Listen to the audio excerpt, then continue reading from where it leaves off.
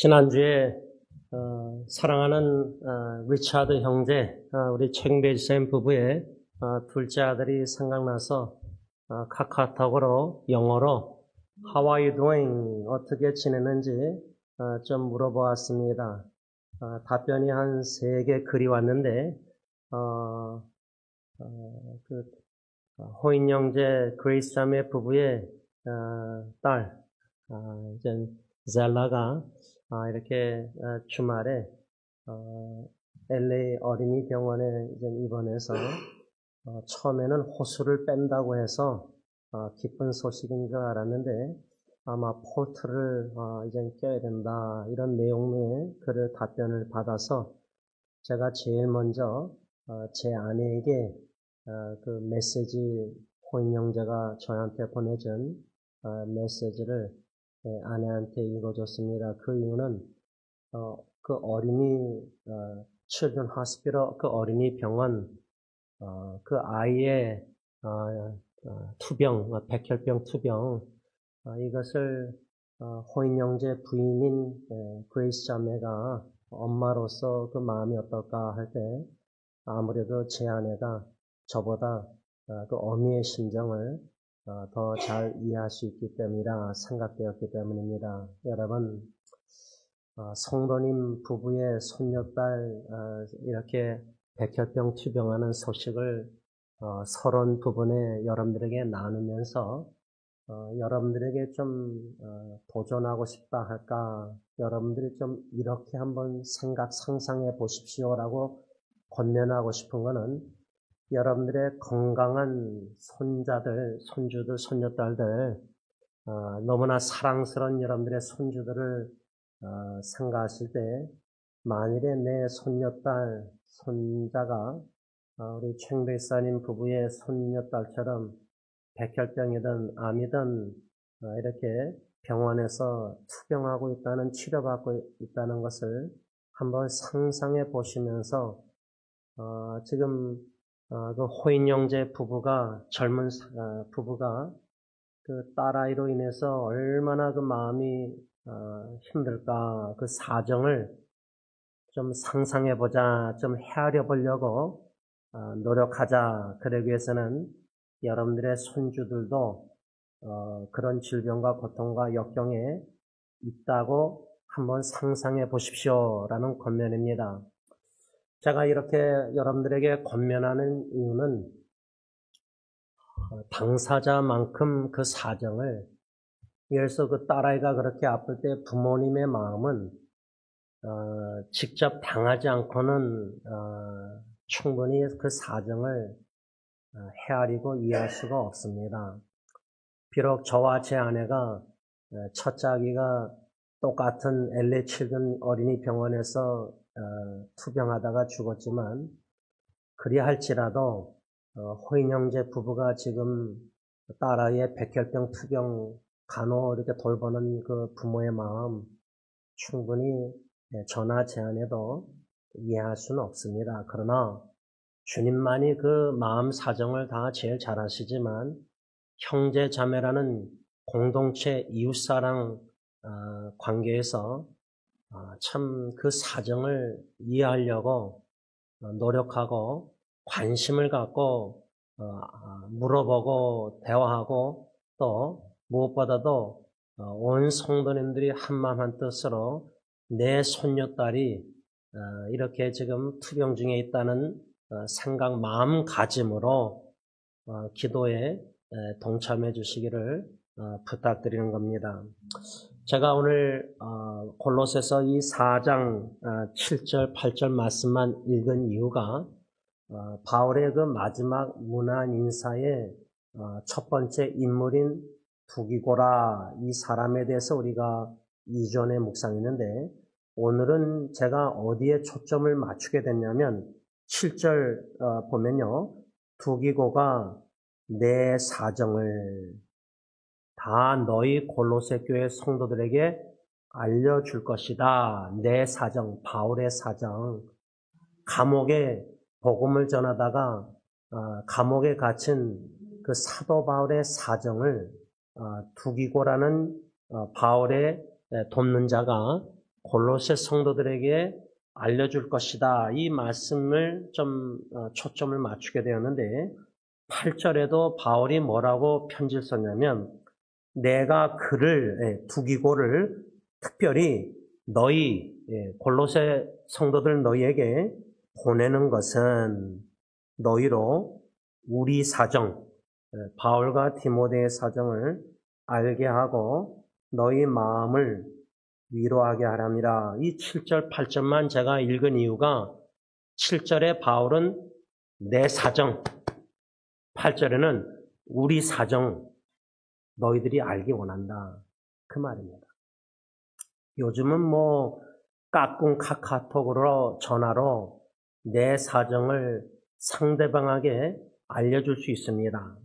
그런데 바울 당시에 바울이 감옥에 갇혔는데 골로새 교회 성도들은 떨어져 있는데 바울의 사정을 골로새 성도들이 알 길이 없습니다. 누군가 알려줘야 됩니다. 그래서 바울은 자기의 사정을 두기고라는 이 조력자, 돕는 자, 신실한 일꾼 이 두기고를 골로새 교회 성도들에게 보낸 겁니다. 그래서 바울의 사정을 알려줌으로 골로새 성도들이 두기고를 통해서 바울의 사정을 들을 때에 그 목적은 뭐냐? 위로입니다. 제가 이 말씀을 묵상할 때 어떤 장면이 생각나냐면 한 2년 반인가 벌써 이제 12월 달 되면 3년이 돼가는 것 같은데 제 대학교 같이 1년 살던 룸메이트 후배가 갑자기 신혼 50대 결혼해서 한 7살 어린 부인이 이렇게 해가지고 전화해서 막 911 전화해서 이렇게 해가지고 이젠 죽지 않고 앰뷸런스가 와서 이제 응급실에 중환자실에 의식이 없이 벤틸레이터 호흡 뭐 기계로 다 생명이 유지되고 있었을 때 얼바인 그 지역 병원이었는데 제가 제 후배들 룸메이트들이 다 갔습니다. 그래서 병원의 그 중환자실에는 그 부인 자매 또 그 후배의 누나들 외에 그 어머니는 그 외동아들이 친형제가 외동아들이 심장마비로 병원에 입원했는 줄 식구들이 그 자식들이 안 알렸습니다. 왜냐하면 그 어머니의 심정은 지금 외동아들 50대 신혼 결혼한 아들이 심장마비 쓰러져서 의식 없다는 거 알게 되면 놀랄까봐 그 자녀들이 안 알렸어요. 그리고 그 형제 그 아버지도 심장마비로 돌아가셨거든요. 그때에 제 후배들이 병원 바깥에 텐트에서 동그랗게 앉아서 이제 기도하고 그랬는데, 근데 참 목사라는 이 직분이 왜 좋으냐? 그 중환자실에 목사는 그 부인 자매의 허락 아래 들어갈 수가 있었습니다. 그래서 제가 혼자 들어갔을 때 제가 그 장면을 생생하게 약 3년 됐는데 잊지 못하는 게 다 이거 산소호흡기 끼고 이건 다 봤잖아요. 제가 중환자실 첫째 아기 죽어갈 때도 다 봤으니까. 그런데 제가 그 후배한테 가까이 침대로 가서 옆에 귀에다가 신방할 때 제가 주로 그랬거든요. 복음 전할 때도 귀는 끝까지 들을 것 같아서 이제 전했는데 제가 그 후배한테도 가까이 가서 귀에다가 팀, 형 왔다 이렇게 뭐 대화하는데 이 친구가 의식이 없는 친구가 막 이게 막 흥분하는 것 같아요. 그러니까 모니터에 막 빨간불이 들어올 정도로 이 친구가 막 움직이는 거예요. 제 소리 알아들었는지. 제가 그 장면이 너무 놀래가지고, 그러니까 이제 간호사가 와가지고 막 이제 뭐 조치하고 저는 이제, 가까이서 말하면 안 되겠다. 창문 바깥에서 유리 벽 바깥에서 이제 쳐다보고 기도하다가 이제 나와가지고 그 바깥에 텐트 밑에 기다리고 있는 그 후배들에게 제가 그 소식을 알려줬습니다. 제가 왜 이 장면이 생각나냐면 마치 제 후배가 중환자실에 방 안에 침대에 누워있듯이 바울이 감옥에 갇혀 있습니다. 그리고 골로새 교회 성도들은 멀리 떨어져 있지 않습니까? 제 후배들은 바로 가까이 병원 앞에 텐트 밑에 다 있었습니다. 저는 제 후배의 중환자실에 누워있는 후배의 사정을 가가지고 알려준 것처럼 감옥에 있는 바울의 사정을 두기고라는 조력자가 골로새 교회 성도들에게 골로새 교회에 가서 그 성도들에게 바울의 사정, 또 바울과 디모데 우리 사정을 알려주므로 바울의 목적, 왜 두기고를 골로새 성도들에게 보냈느냐? 자기의 사정을 알려주므로 그 목적은 뭐냐? 골로새 교회 성도들이 위로를 받기 위해서, 위로케 하고자. 그래서 저는 이 말씀을 7절, 8절 중심으로 묵상하다가 내 사정을 알아주는 사람, 이런 글을 좀 인터넷에 한번 찍어봤어요. 그러면 인공지능 AI가 뭐라고 말하나? 그래서 컴퓨터에 내 사정을 알아주는 사람 찍었더니 뭐라고 컴퓨터가 얘기하냐면 코테이션 합니다. 내 사정을 알아주는 사람은 상대방의 상황과 어려움을 깊이 이해하고 공감해주는 사람을 의미하며 이는 신뢰 관계 형성의 핵심입니다. 이런 사람은 자신의 처지를 이해해 줄 뿐만 아니라 어려움을 함께 겪었거나 비슷한 상황에 놓여 있는 사람일 수도 있습니다.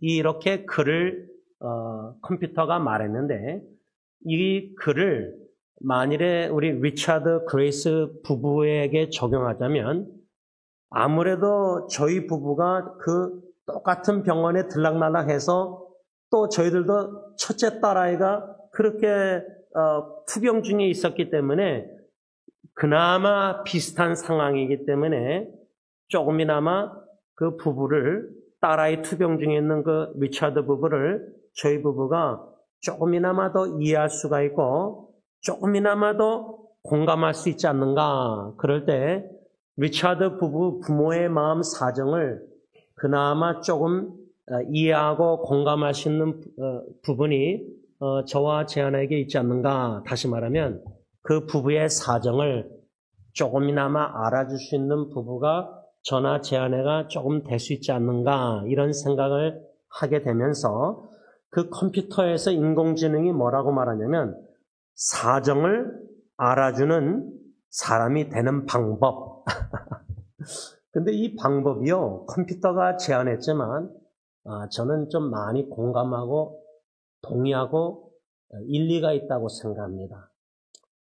그 이유는 제가 하나님의 은혜로 2009년도부터인가 네이버 블로그에다가 말씀 묵상이나 여러 글들을 나누고 또 온라인으로 비밀 댓글로 상담을 하고 또 카카오톡으로도 상담을 하고 이렇게 온라인으로 상담하다가 1년에 한 번씩 선교지 갔다가 한국에 들려서 그 지체들을 오프라인으로 얼굴을 보고 만나서 대화할 때에 어떻게 상대방 사정을 알아주는 제임스 목사 형제가 사람이 될 수 있을까? 가르쳐 주신 교훈들이 참 많은데 그 교훈들을 이 인공지능이 사정을 알아주는 사람이 되는 방법 한 4가지를 얘기하는데 이 4가지를 제가 실제로 하나님이 가르쳐 주시고 깨닫게 하시고 배우게 되고 그래서 공감되고 일리가 있다고 생각합니다. 이 4가지를 여러분들 한번 자신에게 비춰보면서 내가 진짜 형제자매 어렵고 힘든 고통당하는 사람들의 지체들의 사정을 내가 잘 알아주고 있는가? 4가지 방법인데 첫째는 공감 능력, 공감한다, 공감할 줄 아는 능력. 근데요, 이 공감 능력이란 뭐라고 말하고 있냐면 상대방의 감정과 상황을 이해하려고 노력합니다. 그래서 제가 아까 서론 부분에 리차드 그레이스 부부의 그 젤라가 백혈병 투병하는 것을 여러분들이 여러분들의 손자가 지금 손자나 손녀딸이 지금 그런 투병 중에 있다. 내 손자, 손녀딸이 백혈병 투병하고 중환자실 이렇게 하고 있다. 상상해 보십시오라고 권면한 이유가 공감 능력이란 상대방의 감정과 상황을 이해하려고 노력. 그런데 여러분, 이 공감 능력에 있어서요, 부부관계로 적용하자면 우리 남편들이요, 이론적이고 이 지성이 더 발달돼가지고 논리적이면요, 아내의 감정이 풍부한 아내의 그 감정 느낌을 공감 능력이 결핍되어 있습니다. 예를 들자면 아내가 지금 자녀로 인해서 너무 힘들어요. 자녀로 인해서 너무 불안해하고 걱정하고 염려해요. 그래서 아내가 남편에게 I feel like 내 느낌은 지금 너무 이렇고 저렇고 막 하면은 남편이 아내의 말을 어떻게 듣죠? 감정의 단계에서 듣지 않고 이성적인 논리의 단계에서 들으니까 저건 느낌이다. 내 안의 느낌이지 사실은 내 자식은 그렇지 않다. 이런 팩트 뭔가 논리적으로 들으니까 아내의 감정 느낌을 남편이 공감하지 못해요. 그럼 남편이 아내의 느낌을, 감정을 공감 못하면 아내는 말해봤자, 내 남편에게 말해봤자 내 마음, 느낌, 사정을 알아주지 못하는 남편. 이렇게 부부관계에 적용하는 건데요. 이 남의 사정, 그러니까 여러분 두기고가요, 바울의 사정을 골로새 교회 성도들에게 알려줄 때에 바울이 많고 많은 조력자 돕는 일꾼들 중에, 신실한 일꾼들 중에 두기고를 특별히 그들에게 보냈다. 그 말은 뭐죠? 바울의 입장에서 두기고가 내 사정을 제일 잘한다. 잘 전달할 거다. 믿는 거예요. 신뢰해요. 부모 입장에서 자식들도요, 자식이 2-3명, 4명 있으면요, 자식들이 엄마, 아빠 마음을, 사정을 3-4 자녀가 다 잘 알지 않아요.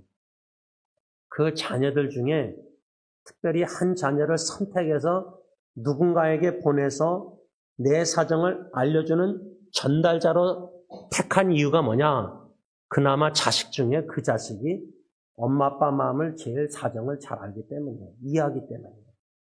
그래서 사정을 알아주는 사람이 되는 방법에 첫 번째, 이 공감 능력. 두 번째는요, 적극적인 경청, active hearing. 상대방의 말을 주의 깊게 듣고 판단하지 않고 그들의 이야기를 진지하게 들어줍니다. 제가 인터넷 사역 하나님의 은혜로 지금까지 하면서요, 1대1로 만날 때 2명, 3명이 그룹으로 만나면은 거의 절대 자기 속마음을 얘기 안 해요. 못 해요. 그래서 하나님의 보호하심 속에 위험 부담이 있지만 1대1로 만날 때 상대방이 마음을 쏟아낸다. 예를 들자면 지난주 목요일 날 제가 카카오톡으로 이번에 아내와 함께 한국에 잠깐 들렸다 오면서 서영님께서 예배 드렸지만은 예배 끝나고 김견 목사님 부부와 원로 목사실로 가면서 그 복도에서 만난 지체들이 있었어요. 뭐 권사님이나 형제자매도 어르신들 젊은이들이 있었는데 제가 갑자기 아내하고 왔잖아요. 말도 안 하고. 그리고 그냥 그렇게 스쳐 지나갔잖아요. 그러면 제 입장에서는 미안하잖아요. 그래서 제가 카카오톡으로 요번에 여행 목적이 2가지가 있었는데 그래서 여러분들 이렇게 연락 못하고 이렇게 왔습니다. 뭐 이런 식으로 제가 인사말을 했는데 두 지체가 따로따로 답변이 와서 이렇게 마음을 쏟아냈는데, 그런데 얼굴을 보고 대화할 때 마음 쏟아내는 것, 근데 또 온라인 컴퓨터로 카카오톡으로 까꿍으로 대화하는 것도 장점이 있습니다. 장단점이 다 있어요. 제가 인터넷 사용하면서 주시는 그 깨달은 배움이란. 근데 그 상대방이 마음을 열고 진솔하게, 솔직하게, 투명하게 자기의 취약점도, 고통과 고충 아무 누구에게도 나눌 수 없는 것을 하나님께만 나눌 수가 없잖아요. 어떤 거는 하나님께만 사정을 조용히 나가 쏟아내지만 주님만 내 마음 알아주면 된다. 이게 신앙이 좋은 것 같지만요. 신앙이라는 것은 십자가 보면은 하나님과 나와 관계, 수직 관계도 있지만 수평이라는 공동체, 교회라는 게 있는 거예요. 그러니까 주님도 내 사정을 알아주시고 교회도 그나마 몇몇 성도가 내가 쏟아낼 수 있어서 그 성도가 내 사정을 알아주고 이해하고 공감해주는, 들어주는, 경청해주고, 그런데 이 경청에 있어서 적극적인 경청에 있어서 판단하지 않고, 이게 중요합니다. 제 아내가 저를 칭찬한 게 하나가 있는데, 당신은 상대방을 저저 판단 안 한다. 인터넷 사가면서 제가 동성애자도 전혀 모르는, 이름도 모르는 사람을 강남에서 한번 만난 적이 있는데 10몇 년 전에. 그러면 우리가 인터넷 사으로 온라인으로 대화할 때 제가 동성애자입니다 하면은 즉각 드는 반응이 속으로, 겉으로 안 해도 이 죄인이다. 정죄하고 판단할 위험이 많거든요. 근데 상대방 얘기를 부부관계에서 아내가 내 감정을 얘기할 때 남편이 감정 레벨 단계에서 듣지 못하고 논리적으로 들으면 저 옆편네 말 저거 말도 안 되는 소리 한다 이런 식으로 판단하면은 아내 입장에서는 내 남편이 나를 내 사정을 알아주지 못한다. 그 능력이 없다. 내 남편은 공감도 못하고 내 느낌도 이해하려고 노력도 안 한다. 나를 판단한다. 이렇게 하면은 남편이 아내의 사정을 알아주는 사람이 못 되는 거예요. 그래서 이 적극적인 경청에 있어서 상대방의 말을 여러분 이 듣는다는 게 art of listening. 제가 오래전에 읽은 책 중에 듣는 것도 예술입니다. 근데 제가 인터넷 사용하면서 참 힘든 게 너무 피곤하니까 좀 천천히 사야게 되는데 하루에 5그룹을 5명을 아침부터 밤 10시까지 만나고 돌아다니니까 지치니까 너무 졸릴 때는 상대방에게 제가 좀 서서 듣겠습니다 하고 서서 들어요. 커피숍에서. 근데 서서 들어도 너무 졸려요.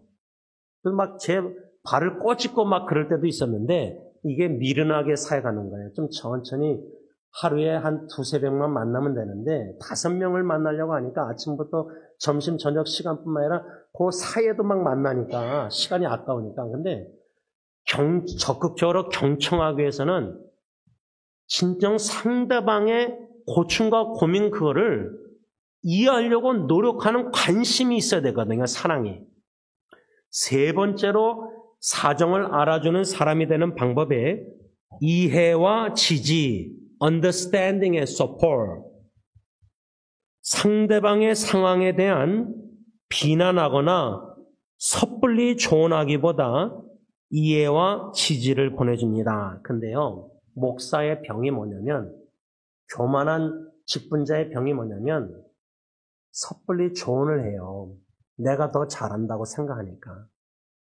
근데요, 상대방이 제임스 목사에게 마음을 쏟아내는데 목사가 성경 구절 얘기하면서 동성애는 죄고 이혼은 죄고 이런 식으로 섣불리 말씀을 맞는 말씀이라도 섣불리 조언하잖아요. 상대방 마음 닫아요. 그러면 그 사람의 마음에 있는 것을 우물에 물을 푸듯이 잠언에 뭐라 하죠? 슬기로운 지혜로운 자는 상대방의 마음에 깊은 곳에 있는 걸 끄집어낸다 그랬거든요.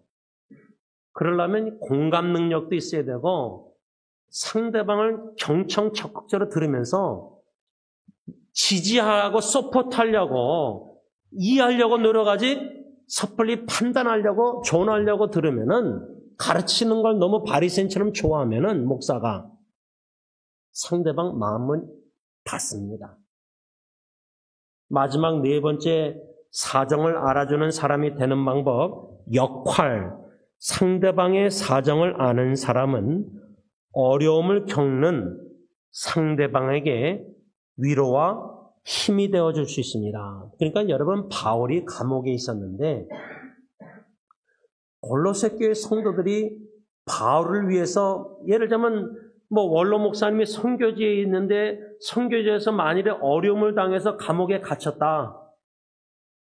그 소식을 어떻게 뭐 주원 선교사 저희 형을 통해서 제가 듣고 여러분들에게 알려줘서 여러분들이 다 기도한다.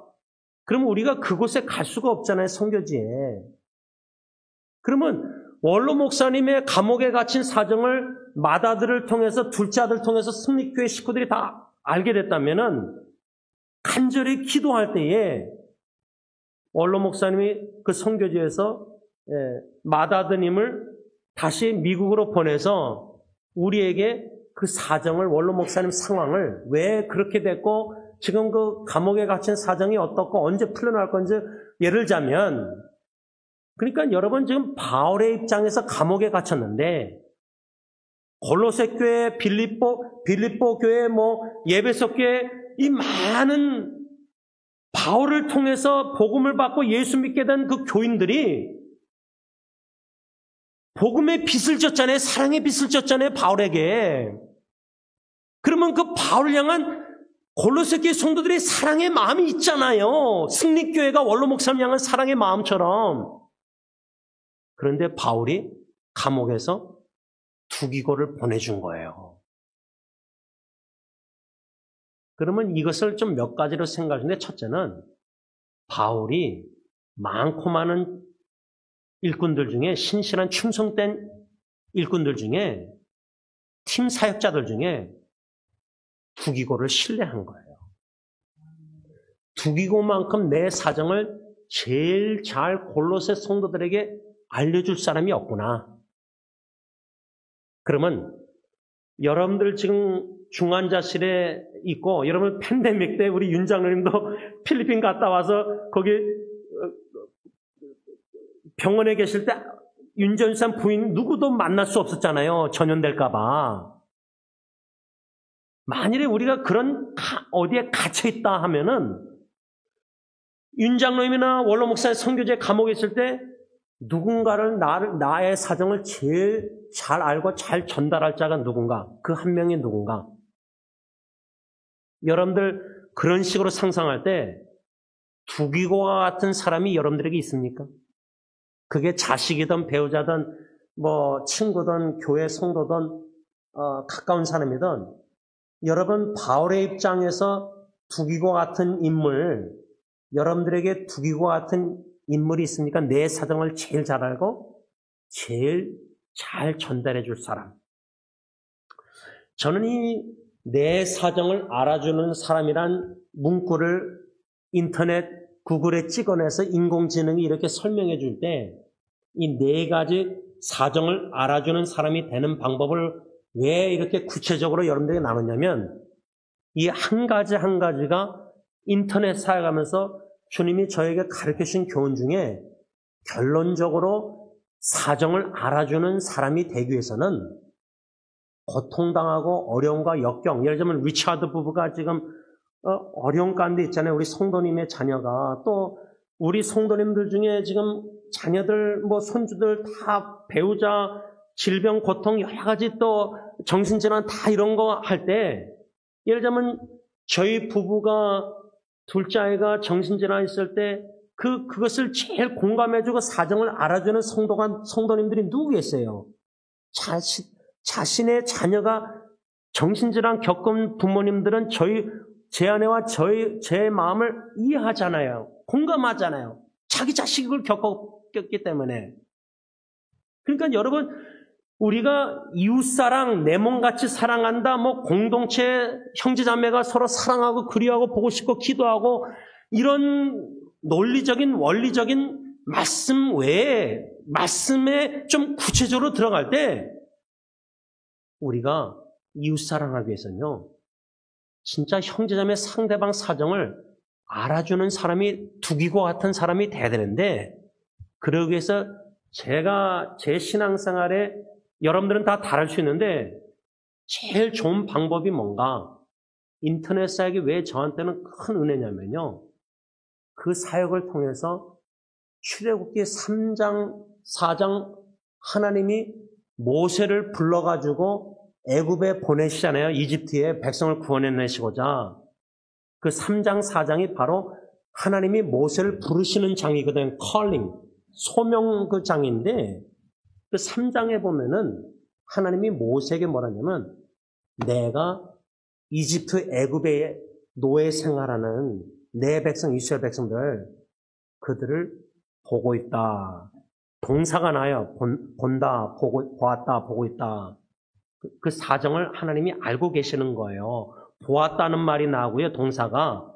그 다음에 들었다. 그들의 신음소리 cry out. 부르짖는 기도소리를 들었다.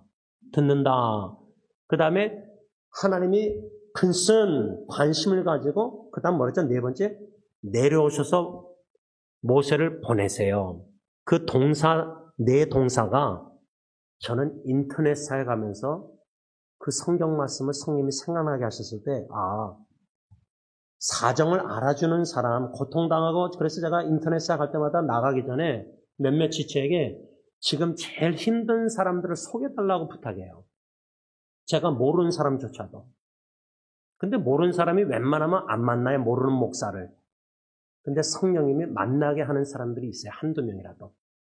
근데 사정을 알아주는 사람이 되는 훈련 방법, 하나님의 은혜는 하나님이 보고 계시는 영혼들을 보는 거고요. 근데 우리 보는 눈이 멀쩡한 사람들을 많이 봐요. 건강한 사람들에게 관심이 많아요. 잘 먹고 잘 사고 교회에서도 뭐 장로님들 직분자들 돈 많은 사람들에게 더 관심 갖고 뭐 이런 죄악된 일들이 많거든요. 근데 하나님의 마음을 가르쳐 주시는 사정을 알아가는 자로 훈련시키는 방법이 고통당하는 사람을 주님이 보시는 고통당하는 영혼을 우리도 봐야 되고요.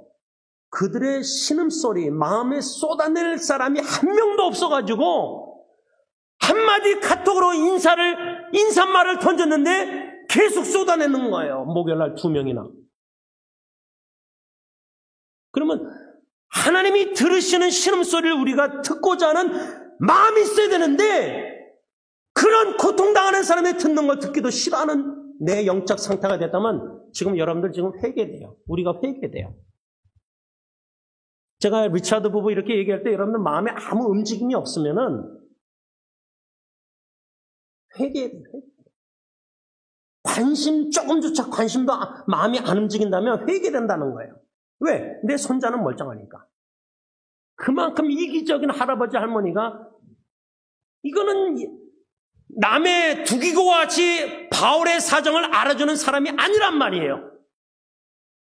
그래서 주님이 보시는 영혼을 보고 주님이 들으시는 신음소리를 듣고 주님이 관심 가진 사람은 가나안 땅 젖과 꿀있는 미국에 배부르게 사는 사람이 아니라 이집트 애굽에서 노예 생활하고 고통당하는 하나님의 백성의 관심을 갖고 계셨던 거예요.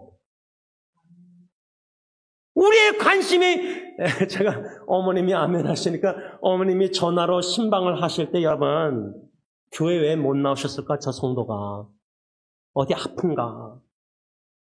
그 자녀가 지금 힘든가? 그래서 기도하고 관심 사시고 여러분들에게 연락하는 거 아니에요. 사정을 누가 제일 여러분들의 마음을 알아주세요. 영적 어머니가. 그 다음에 관심을 가지시고 하나님이 내려오셨다. 시내산에서 내려와서 모세를 부르시잖아요.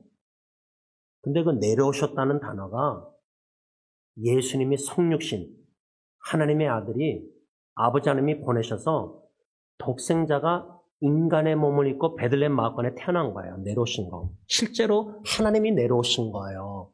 시내산에서는 하나님의 임재가 신적 임재가 그렇게 테오펜이라는 신학적인 의미로 하나님이 그렇게 모세에게 보이지 않는 영이신 하나님이 타오르는 불꽃 거기 나무에 그 임재하셨지만 신약에서는 새언약에서는 하나님이신 성자 예수님이 친히 인간의 몸을 입고 내려오신 거예요. 그래서 결론적으로 두기고가 같은 바울의 사정을 제일 잘 알아줘서 잘 전달하는 그 두기고를 생각할 때 독생자 예수님이요. 하나님 아버지의 마음을 제일 사정을 아시고 하나님 바울이 두기고를 골로새 교회에 보낸 것처럼 하나님 아버지께서 독생자를 이 세상에 보내신 거예요. 우리에게 아버지의 사랑의 마음, 그 구원의 사랑을 베풀어 주시길 원하시는 그 아버지의 마음, 그 마음을 독생자 예수님의 십자가에 아낌없이 내어주신 대속 죽음으로 로마서 5장의 데몬스트레이션, 사랑을 확증, 보여주신 거예요.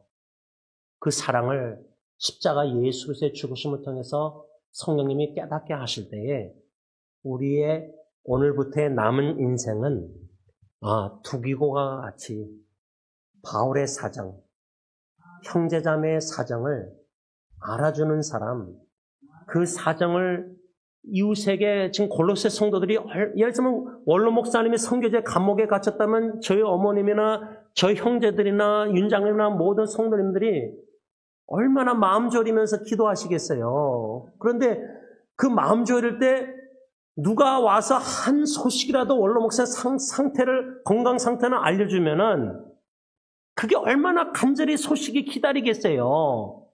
요즘 카톡이나 이메일로 선교지에서 저희 형이 저한테 알려주고 제가 이렇게 쉽게 빨리 되지만 바울 당시에는 그런 게 없잖아요, 전화기가.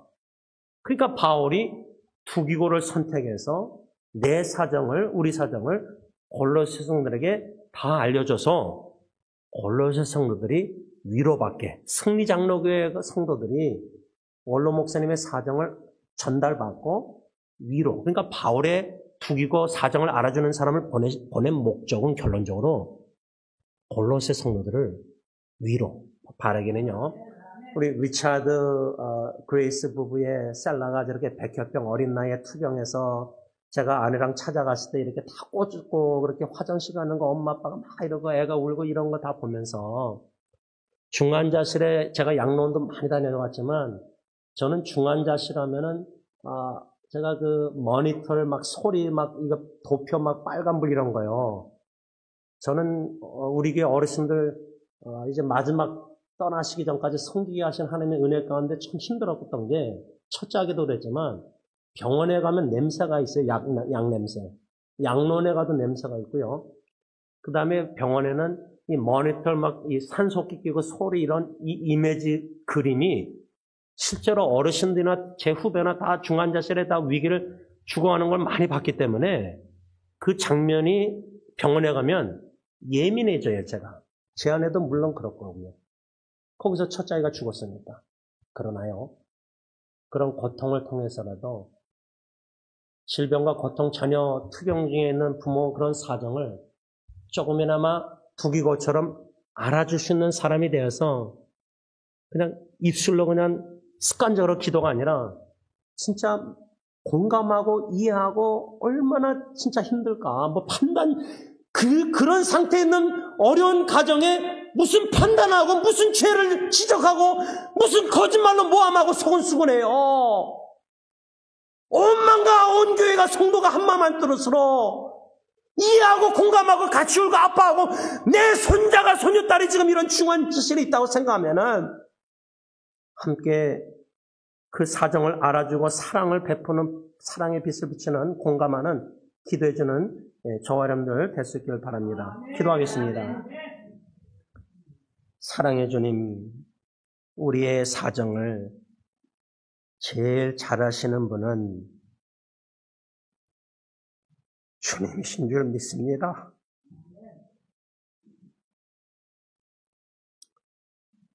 우리 모두가 누군가 나의 마음을 이해해주고 나의 사정을 좀 알아주고 조금이나마 좀 공감해주고 조금이나마 좀 위로해주고 격려해주고 힘주기를 기대할 수가 있겠지만 그 기대가 철저히 부서질 때에 그것도 하나님의 은혜인 줄 믿습니다.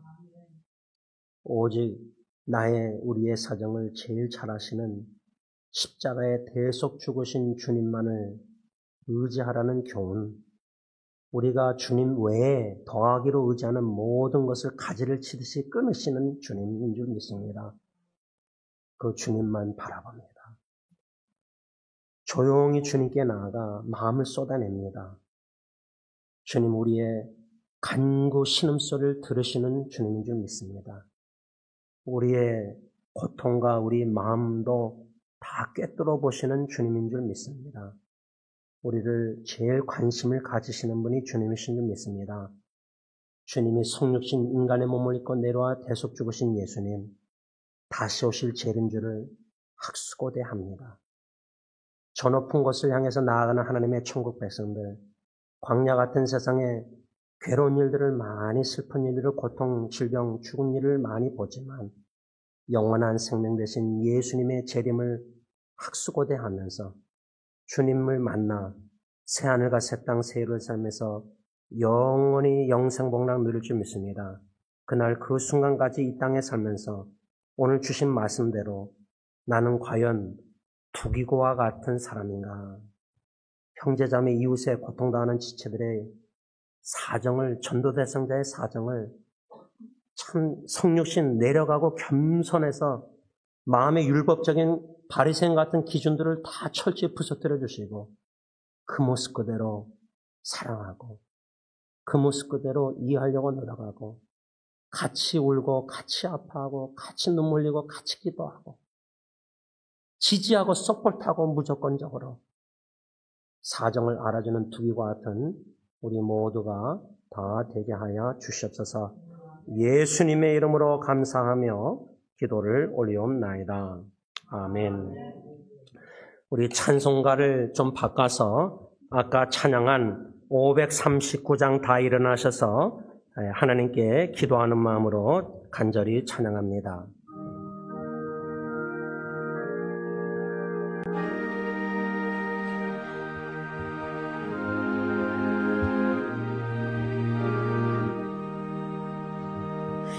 나 예수께 조용히 나가 내 모든 짐 내려놓고 주 십자가 사랑을 믿어 죄사함을 나 받으라. 주 예수께 조용히 나가 내 마음을 쏟아놓으라. 너는 미리 보시는 주님 은혜를 베푸시리. 주 예수의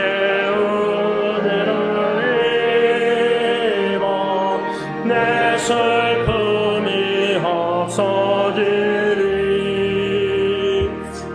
내 이웃을 늘 사랑하여 너 받은 것 거저주라. 주 예수께 조용히 나가 내 마음을 쏟아놓으라. 너는 미리 보시는 주님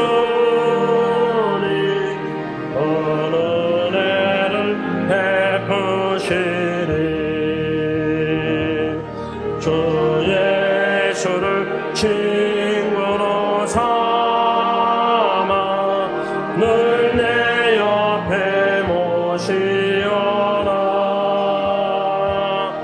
그 영원한 생명새 문에 내 마른 모청이여라. 주 예수께 조용히 나가 내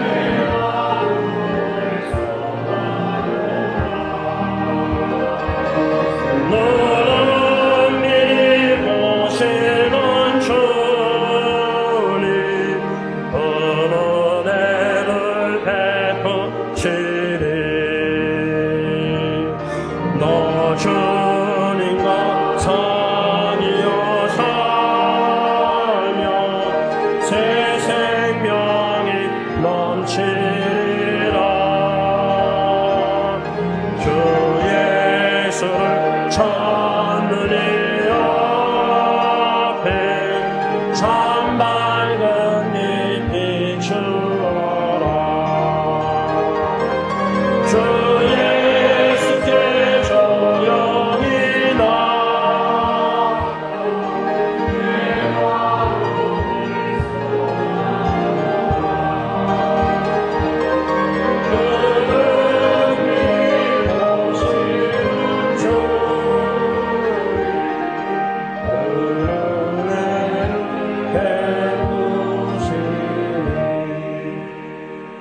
기도하겠습니다. 사랑해 주님, 하나님의 은혜와 교회의 사랑을 입은 저와 제 아내 이렇게 짧은 기일 동안 8일 한국에 방문해서 사랑하는 그 오성숙 권사님 장모님의 형제들뿐만 아니라 1959년도부터 친구이신 두 분 권사님을 상암동 호텔 식당에서 만나 뵈었습니다. 저와 제 아내가 그분들을 배웅하면서 뒷모습 걸어가는 도우미의 손길에 지팡이를 짚고 뒷모습을 보았습니다. 그분들 두 분 권사님의 입장에서는 사랑하는 오래된 친구의 맞다를 보고 위로를 받은 줄 믿습니다. 그런데 한 권사님은 헤어지고 나서 카카오톡으로 제 아내를 언급하면서 서글프다라는 단어를 쓰셨습니다. 그래서 저는 그 단어가 무엇인지 정확히 몰라서 인터넷 전화기로 뒤져보았습니다. 영어로는 I'm sad. 이 땅에 사랑하는 친구, 사랑하는 식구, 사랑하는 형제자매를 먼저 떠나보낸 남은 유족들이나 남은 분들, 그리움 속에서 참 추억이 많고 참 많이 보고 싶겠지만은 우리의 마음이 이미 천국에 가 있고 천국에 이미 가 계신 사랑하는 모든 성도님들을 추모하며 그리워할 때 우리도 주님의 때에 부르시면은 할렐루야 감사 찬양 부르면서 주님의 품 안에 안겨 사랑하는 성도님들과 함께 어린 양의 혼인잔치에 참여할 줄 믿습니다. 이 살아있는 확신, 소망을 가지고 이 땅에 아무리 절망적인 의학적으로 불가능해 보이고 인간관계가 인간적으로 불가능해 보일지라도 불가능함은 기회입니다라는 말씀을 6번째 어제 받았는데 전능하신 하나님의 놀라운 기적과 같은 역사를 목격할 수 있는 큰 은혜의 축복을 내려주심으로 말미암아 우리 마음에 감사가 찬양이 터져나오게 하여 주시옵소서. 이제는 우리 주 예수 그리스도의 십자가의 은혜와 독생 성자를 아낌없이 이 땅에 보내주신 아빠 아버지의 그 크신 한없는 사랑하심과 성령 하나님의 교통하심이 아버지의 마음 사정을 제일 잘 아시는 독생 성자를 이 땅에 보내주시고 십자가의 대속 죽으시사 놀라운 구원의 은총을 베푸르신 그 은혜와 사랑을 더 깊게 넓게 많이 고통당하는 지체들을 더욱더 이웃사랑으로 성육신 사역으로 섬기면서 아버지의 마음을 배우기를 간절히 소원하는 모든 성도님들과 가정과 질병과 고통 가운데 있는 특별히 가정과 교회 위에 이제로부터 영원토록 함께 있을지어다. 아멘.